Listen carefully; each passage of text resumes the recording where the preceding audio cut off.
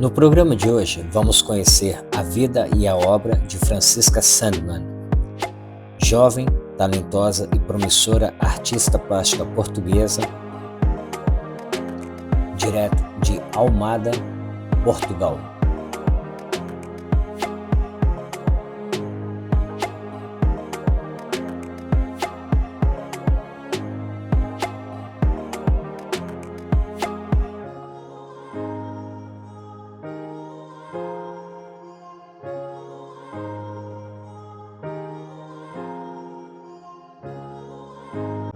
Fala pessoal, tudo bem? Estamos aqui no canal Reis das Artes.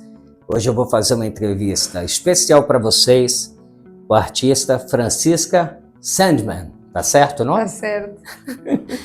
Tudo bom? Tá tudo. Obrigada pelo convite. Eu que agradeço a sua presença aqui no seu ateliê.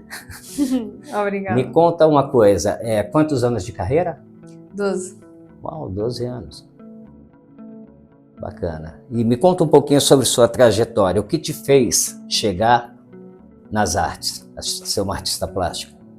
Então, a minha mãe e o meu pai já eram artistas. O meu pai estudou design de moda, a minha mãe estudou pintura e o meu irmão fazia grafite. Portanto, eu durante 20 anos da minha vida vivi com mais 3 artistas, não é? Na realidade, vivi em residência artística a minha vida toda. Verdade. Você é a mais nova? Eu sou a mais nova. E foi engraçado porque eles acabaram por me ensinar a linguagem da criatividade e a comunicar numa nova linguagem, que é realmente criar do zero. E eles faziam coleções porque tinham uma marca de roupa para criança e depois uma marca de mochilas. Certo. O que foi muito interessante porque eu vi o processo criativo deles consecutivamente. 2 vezes por ano eles faziam coleções de moda, tinham a sua própria empresa, portanto eram empresários, empreendedores e artistas. E eu acompanhei o processo de fazer feiras, eles iam a algumas feiras internacionais, aqui em Lisboa também faziam muitas feiras, e portanto produziam no Norte, depois mais tarde começaram a produzir na China. Então na realidade o meu lado empreendedor e o meu lado artista vem dos meus pais. Certo. E o seu irmão também te ajudou a inspirar ou... O meu irmão mais na parte do grafite, sim. Cada um trouxe-me uma referência diferente. O meu pai da moda, não é? Uhum. A minha mãe Mas o meu pai, a marca para criança era uma marca com muita cor. Talvez daí os meus quadros tenham muita cor. Sim, pode ser influência, né? Sim. Às vezes está até no subconsciente, né? Sim, de quando você era criança, aquilo que você via. Eu tenho bastante consciência disso, porque muitas das cores que eu conjugo, eles já conjugaram também. Talvez com outro desenho e com a minha própria vivência, porque o meu trabalho também é muito autobiográfico, mas na realidade na altura eles criaram uma marca de roupa para criança inspirada numa bruxinha, que era eu em criança.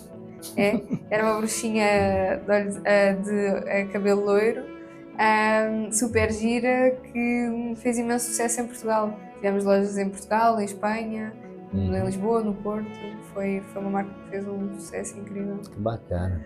Quando você falou gira, os brasileiros não estão acostumados com essa palavra. O que você quer dizer com gira? Eu sei. É engraçada, bonita, divertida. Não sei se você conhece essa palavra do carioquês, né? Quer dizer, ou seja, carioca é quem nasce no Rio de Janeiro, na capital. Sim. Maneiro, já ouviu falar isso? Sim, é o gênero, é maneiro. É porque para mim o giro de vocês eu interpreto como maneiro, que já não é muito usado em São Paulo, por exemplo. Ok. Né? São Paulo, se você fala, hoje em dia se você falar maneiro, as pessoas até compreendem, né? Mas São Paulo já teria uma outra forma de se expressar quando alguma coisa é muito legal ou bacana. Okay. É uma coisa as diferenças, né, da linguagem. Me conta uma coisa, seus pais são portugueses? São.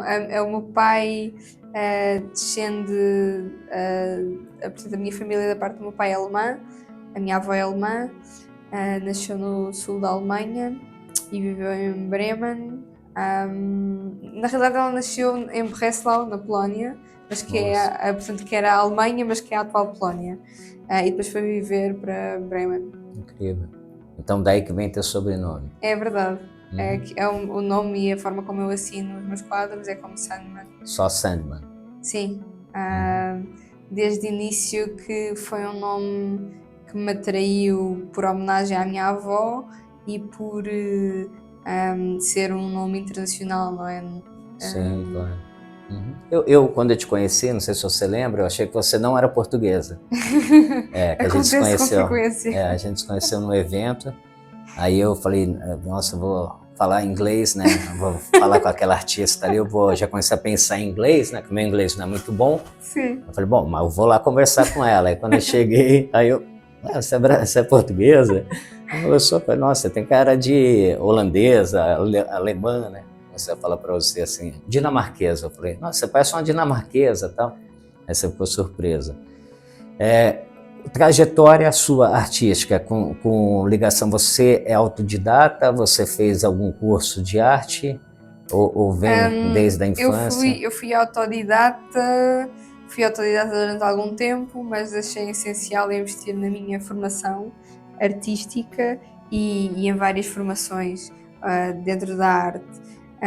Portanto, eu com 15 anos comecei a vender desenhos na rua, no Chiado. Eu vi essa história. Talvez não tenha Instagram? Sim. É incrível essa história, conta. Eu durante muitos anos vendi desenhos na rua, pintados a café. Que ninguém acreditava em você, né? Sua família, todo mundo, tá maluca. E deu super certo, né? Então, na altura foi engraçado porque eu levei 2 amigos meus para virem vender desenhos comigo para baixo e vou só colocar novamente.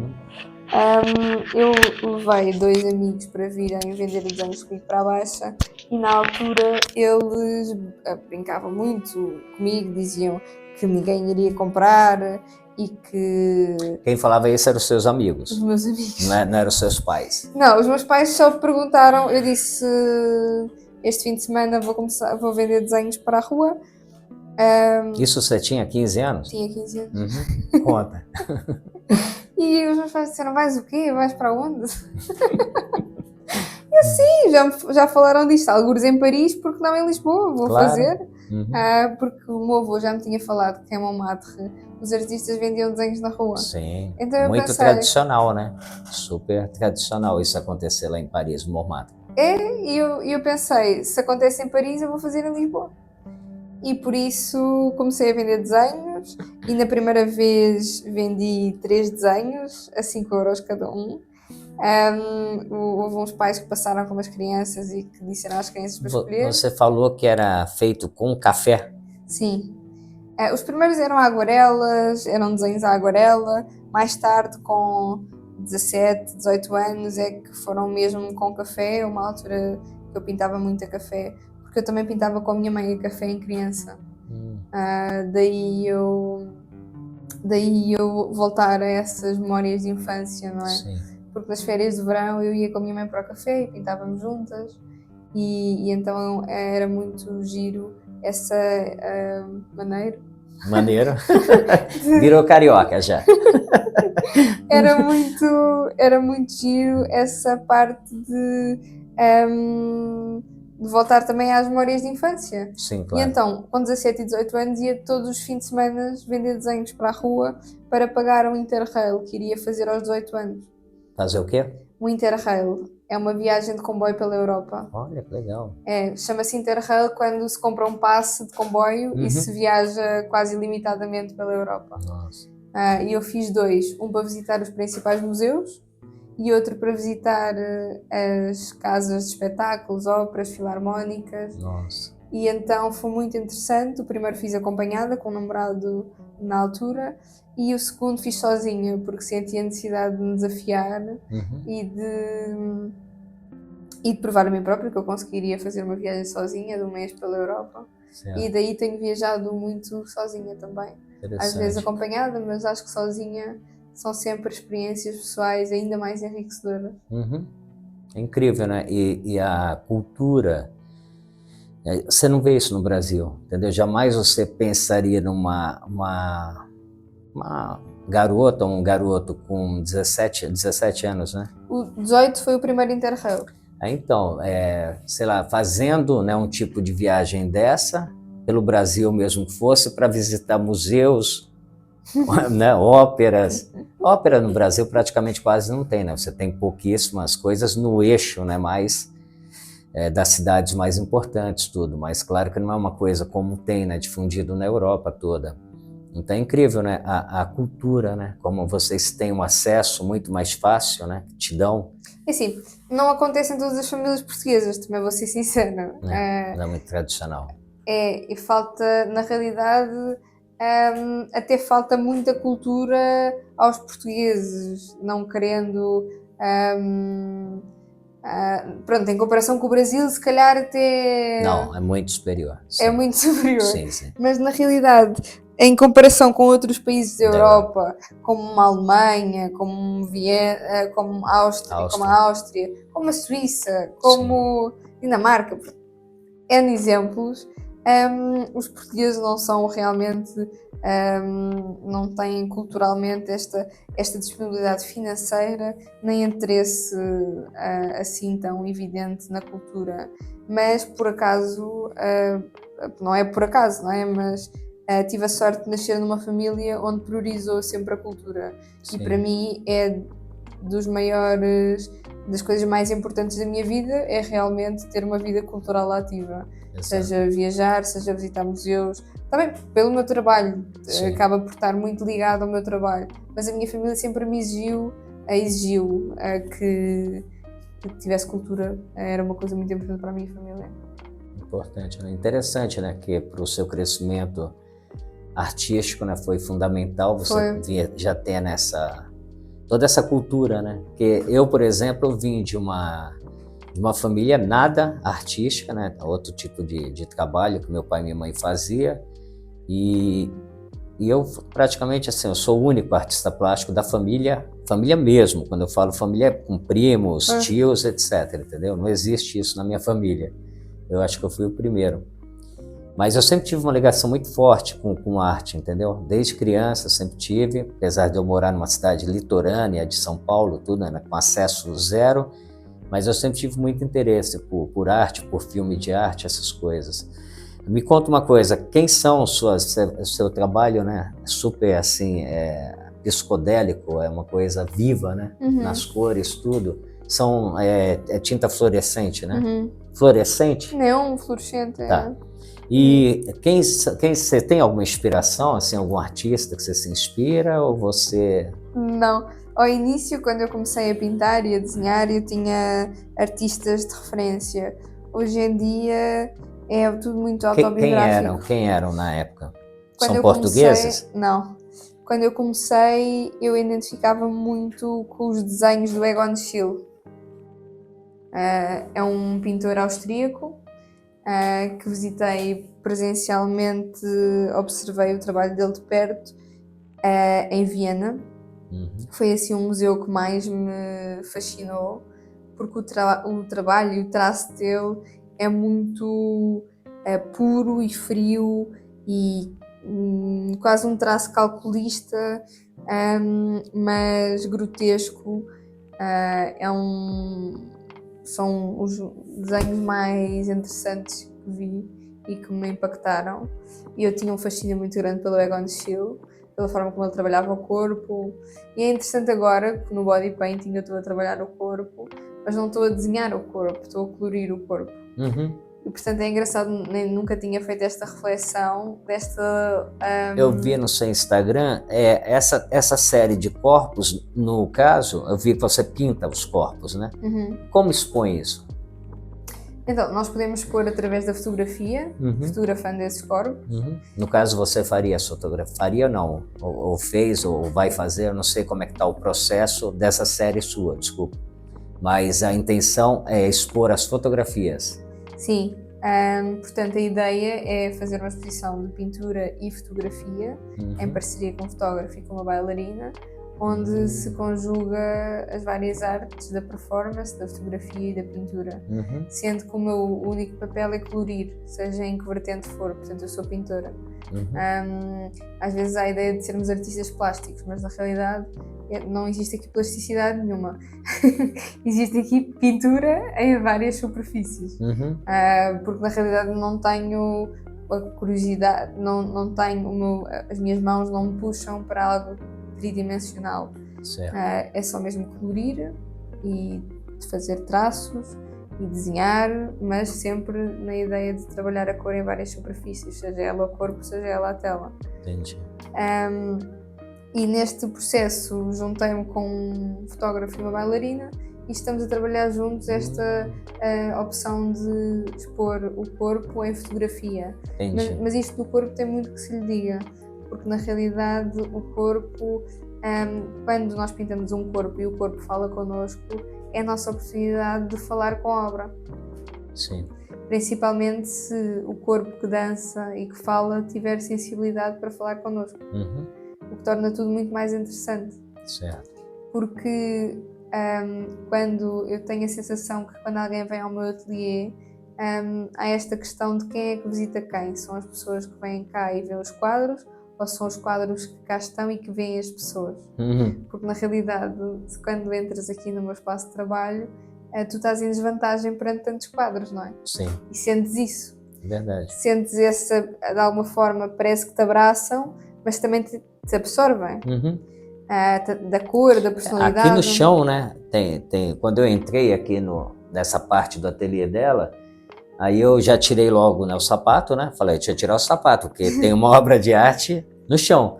E aí eu passei aqui, aí eu falei assim, é uma obra de arte, né? Que eu pensei, de repente, sabe como um tapete? Sim. Né? Aí, pelos traços, eu vi que é igual os que estão nas paredes. Eu falei, e também tem bastante tinta aqui. Aí eu falei assim, não, isso daqui deve ser uma obra que ela deve estar pintando no chão. Você falou que está terminada ou quase? Está terminada. Tanto é que a gente está em cima dela, né? Claro que de forma, tomando muito cuidado para não estragá-la. Mas aí, quer dizer, eu pensei, só falta ter algo no teto, né? Porque te envolve como se fosse uma caixa, né? Eu queria. Tem aqui, tem lá, tem lá. Esse é o meu objetivo. Esta casa-ateliê, no fundo, sempre teve como objetivo ser transformada numa instalação. Porque eu, quando visitava os museus e via as instalações, eu adorava a ideia de construir uma casinha de madeira onde eu pudesse colorir e pintar por dentro. E na realidade essa instalação transformou-se nesta casa. A casa transformou-se nessa instalação. Sim.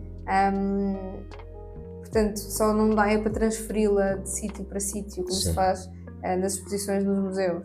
E daí haver uma preocupação tão grande em documentar em trabalho fotográfico, com parceria com outros fotógrafos, e fazer vídeos e pintar a cozinha e pintar o frigorífico, e existir uma cor diferente de dia, uma cor diferente de noite, haver a aplicação das luzes. Portanto, isto é uma instalação em constante movimento. Certo, é interessante. Inclusive aqui tem uma janela, quando vocês vão perceber, né, que às vezes fica mais claro por causa do sol, né, que está entre nuvens, provavelmente esse quadro deve acender muito mais, né, quando ele recebe uma luz solar. Sim, na realidade é ao contrário. Na ausência da luz solar... É ao contrário. Quanto mais escuro tiver, que é fluorescente, mais... Exato. Então à noite é que ela aparece melhor. Exatamente. Entendi. Incrível. Agora me conta uma coisa. O que eu vi no teu Instagram são corpos, né? Tem movimento e tal. É mulher ou homem que faz? É uma mulher, é uma bailarina.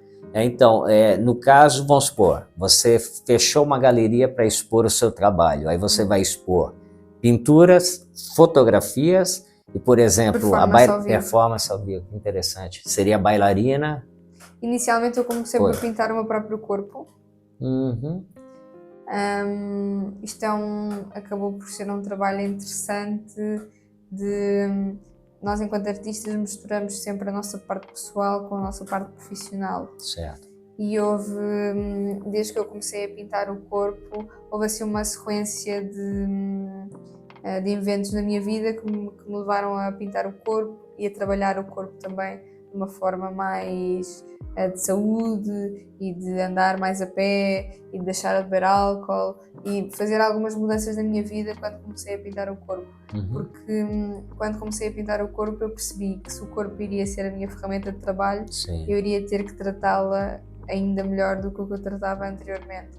Porque se eu pinto com os melhores pincéis e com as melhores telas, e o meu corpo, se fosse, no caso de ser pintado, teria que se transformar na sua melhor versão possível.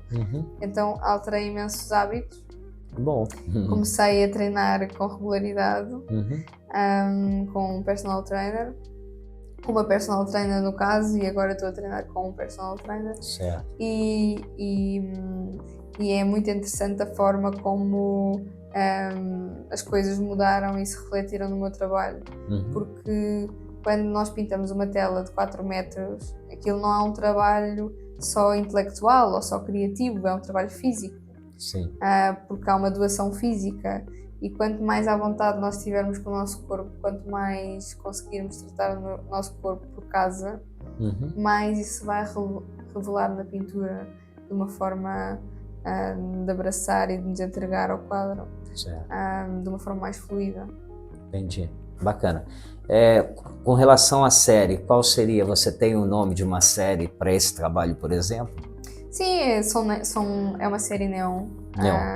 Eu já estou a pintar em neon há cerca de 1 ano e meio, quase. Você lembra qual foi a série que antecedeu essa? Sim, uma série de gouache. Temos aqui alguns dos quadros gouache e óleo. Depois a gente mostra então para o pessoal Na realidade já devo ter tido umas 6 séries.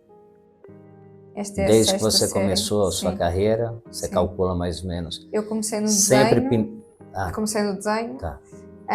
E desde o desenho que tive, se eu considerar a pintura a café uma das séries, portanto tive mais umas 5 posteriores que passaram pelo gouache, pelo óleo, pelo acrílico, por tintas de grafite.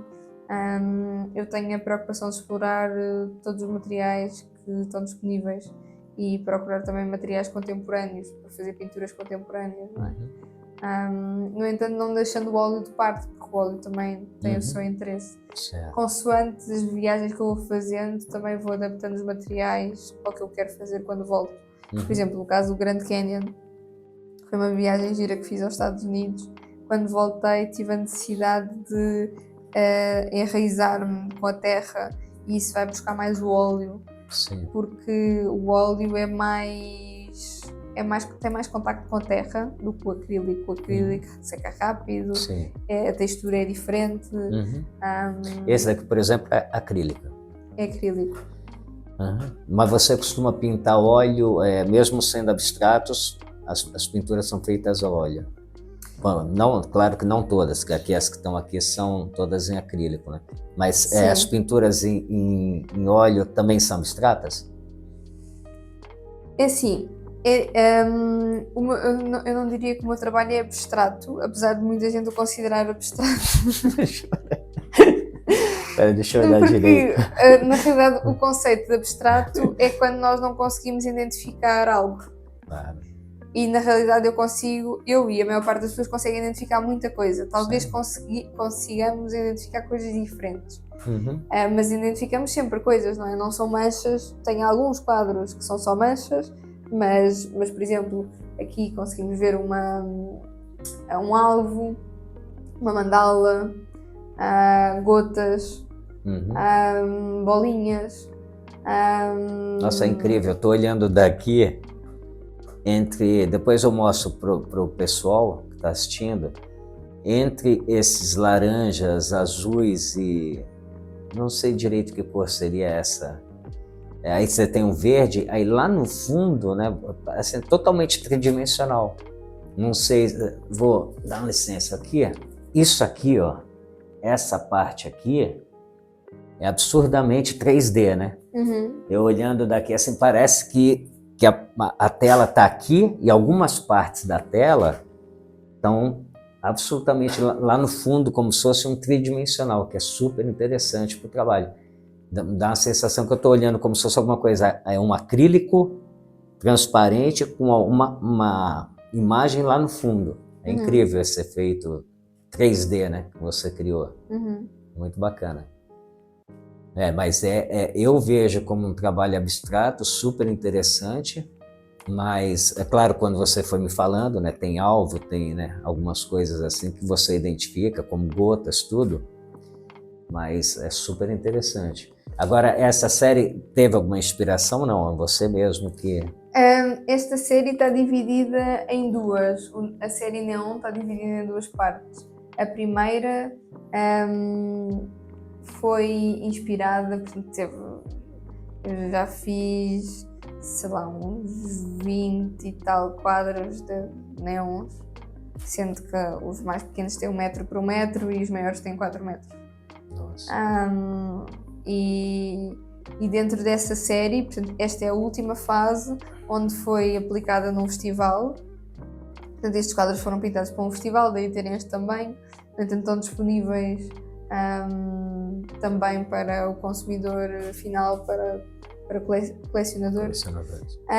No entanto, os outros quadros foram inspirados em várias temáticas, como por exemplo o fundo do mar, porque as pessoas com quem nos envolvemos e se cruzam na nossa vida vão tendo influência na nossa vida. E muitas das vezes as relações que vamos tendo, sejam elas de curta ou de longa duração, vão influenciando, os gostos das pessoas vão influenciando a nossa curiosidade. Por exemplo, se conhecermos uma pessoa que está ligada ao mergulho e ao fundo do mar, nós naturalmente, por falarmos com essa pessoa, por influência, vamos beber essa influência do outro e vamos tendo curiosidade, porque quando gostamos de alguém, mesmo que seja um bocadinho, que não tem obrigatoriamente que ser amor, mas a proximidade com o outro faz-nos ter curiosidade sobre o outro e sobre o mundo do outro. Certo. E muitas das vezes trazer esses temas para a nossa vida e para a nossa pintura. E uma das séries que fiz foi realmente uma das últimas no neon, foi sobre o fundo do mar, os corais. Houve outro quadro que também fiz inspirada num abraço que me deram, um abraço que começou a casa e que eram 2 pássaros exóticos que se abraçavam. E isto é interessante porque são tudo pessoas que passam na nossa vida e que deixam o seu rastro e que isso depois fica na pintura e fica na nossa história de artista, não é? No nosso percurso, a influência dos outros. Certo, bacana. E o que você pensa para o futuro? Assim, você já tem alguma... você está desenvolvendo ainda a série que pinta corpos, tudo, mas você já tem alguma coisa assim além? Você já pensa no que seria assim, o seu novo trabalho, uma nova série? Desenvolver alguma coisa ou não ainda? Eu tenho consciente o que quero desenvolver e o que estou a desenvolver. Eu diria que o futuro não vai ser extremamente, o futuro próximo não vai ser extremamente diferente do que eu estou a fazer agora, vai ser a continuidade cada vez mais polida daquilo que eu estou a fazer agora. Certo. Seja isso instalação, seja isso experiências imersivas, seja colidir o corpo com o espaço, como é que o corpo, o espaço, a pintura se conectam, como é que nós podemos interferir com o som. Portanto, tudo o que for imersivo agrada-me e eu estou a explorar isso, seja isso existirem pessoas a dançar e a circular no espaço, misturar sempre esta ideia da moda com esta ideia da arte contemporânea. Portanto, não separar a moda da pintura, não separar a comunicação da arte, portanto, ser tudo interligado, e até trazer algumas questões da atualidade. A arte sempre teve um papel crítico na sociedade, mas isso não tem diretamente que ser através de uma pintura crítica. Pode ser uma entrevista que acompanha uma bailarina a dançar, pode ser uma voz de fundo em que a pessoa aborda a questão do corpo, como é que a bailarina se sentiu a enfrentar a vida toda dela, a olhar-se ao espelho, sobre, não é, estas questões todas que existem associadas à imagem. Portanto, falar de temas importantes do nosso dia-a-dia associado à arte, não de separar os dois. Nós temos muita tendência de separar o mundo em dois, que é a arte e os que sabem da arte vão para um lado e os outros vão para o outro, quando na realidade nós podemos falar sobre assuntos da atualidade e trazer os outros para nós e misturar-nos todos uns com os outros sem separação. Bacana, legal. Para a gente fechar nosso bate-papo, me fala algumas coisas sobre o seu... Bom, vou deixar o seu Instagram aqui embaixo para os seguidores. Me fala assim, você tem alguma exposição para o futuro, no momento? Você está só desenvolvendo um trabalho? Você não tem assim, uma agenda agora para esse ano, por exemplo? Alguma exposição, alguma coisa? Então, tenciono organizar 2 exposições antes de ir para Nova Iorque. Vou para Nova Iorque em outubro, fazer uma residência artística de 4 meses. Ótimo. E, portanto, gostava muito de fazer 2 exposições antes de ir. Tenciono fazer em maio e em setembro. Em local ainda a planear, tenho 2 locais em mente, certo. Mas eu gosto desta ideia de as coisas surgirem de uma forma, não digo espontânea, porque as coisas não caem do céu, é tudo muito trabalho, muita organização, mas não prever uma exposição com um ano de antecedência, prever uma exposição se calhar com 2 meses de antecedência, encontrar um espaço em que me identifique naquele momento da minha carreira e não estar a planear as coisas com muita antecedência. Porque já aconteceu planear com muita antecedência e depois sentir que na altura os trabalhos não se adequam tanto ao espaço. Eu prefiro fazer primeiro e depois é que encontro o espaço e alinho com o resto das pessoas. Bacana. Então, conversamos com Francisca Sandman. Muito obrigado. Obrigada. Muito simpática, portuguesa, né? E para o mundo. Agora está indo para Nova Iorque, né? Fazer essa residência interessante, bem bacana. Acho que os Estados Unidos, a Europa também, né? Acho que assim os grandes centros artísticos, sem dúvida, Europa e Estados Unidos são mercados muito bons, né? E promissores, né? Sim, o Nova Iorque tem dos melhores mercados, se não o melhor mercado do mundo na arte. As obras atingem valores que na Europa só se vêem, se calhar, na Suíça, numa Art Basel, em determinadas feiras. Ou leilões, né? Como tem Sotheby's, essas coisas. Exato. Que é normal, né? Atingir preços. Londres também é um mercado. Por exemplo, Nova Iorque, Londres, Singapura também. Sim. E é importante, enquanto artistas, termos consciência disto e não vivermos à margem do que é o comércio da arte, porque também não acho justo haver esta ideia de todos ganham dinheiro com o nosso trabalho, menos nós. Verdade. Acho que todo mundo tem que ganhar dinheiro, né? A coisa só é boa, né? Para todo mundo quando todo mundo está ganhando dinheiro, né? Principalmente os artistas, né? Que é quem produz. Sim, principalmente quem tem o mérito de fazer, não é? E durante muitos anos as coisas estavam repartidas em várias profissões e o artista era o menor, era o papel menor no meio do comércio. Van Gogh que o diga, né? Que em vida não vendeu nada, hoje vale bilhões. Sim, é de uma enorme pena um artista viver de uma forma miserável e saber que outras pessoas com os contactos certos e com as oportunidades certas se movem tão bem no mundo e conseguem trabalhar as coisas de uma forma tão distinta do próprio artista. Sim, verdade. Então, estamos conversados, espero que vocês tenham gostado desse bate-papo com a Francisca e eu espero vocês no próximo programa. Um abraço. Aí a pessoa vai ver, não gravou. Eu acho que queria ser memória no meu telefone.